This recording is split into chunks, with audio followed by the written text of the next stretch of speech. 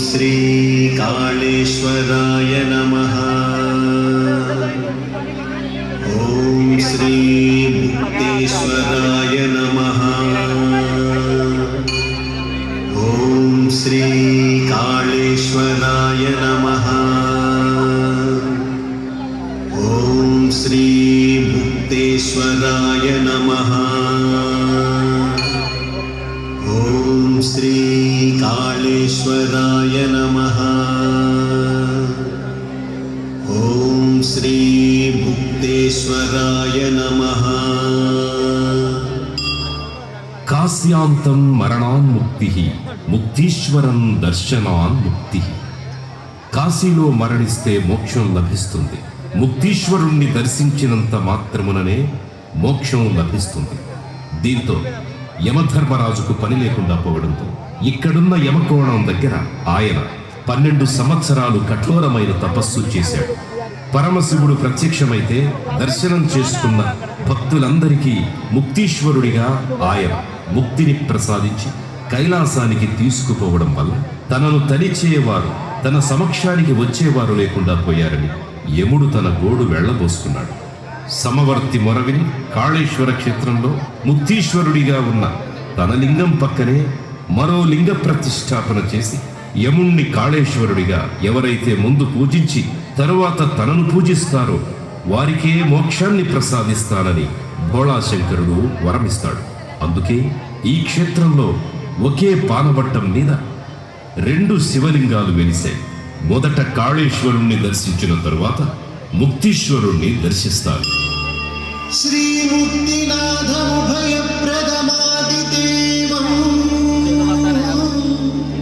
కాళేశ్వరం చ కలిదోషహరం మహేశ్వరం వందేహం ఆర్తజనశోకహరం దయాళుం ఆయుర్యశోధననుతాభయ ముక్తికామః కాళేశ్వర నివాసో వా కాళేశ్వర నిరీక్షణం కాళేశ్వరస్య స్మరణం సర్వపాప ప్రణాశనం.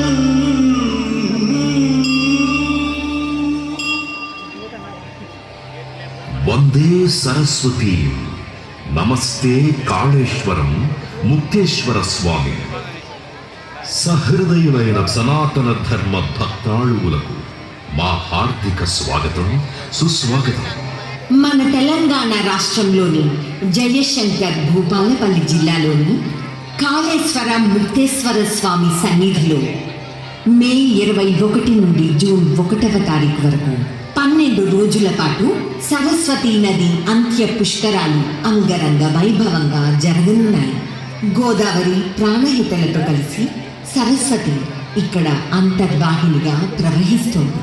తెలంగాణ రాష్ట్ర ప్రభుత్వం దేవాదాయ ధర్మాదాయ శాఖ ఆధ్వర్యంలో ఈ త్రివేణి సంగమం వద్ద సరస్వతీ పుష్కరాలు నిర్వహిస్తోంది. ఈ వేడుక సుసంపన్నం కావాలన్నదే తెలంగాణ రాష్ట్ర ప్రభుత్వ ఆకాంక్ష. ఆ జ్ఞానానికి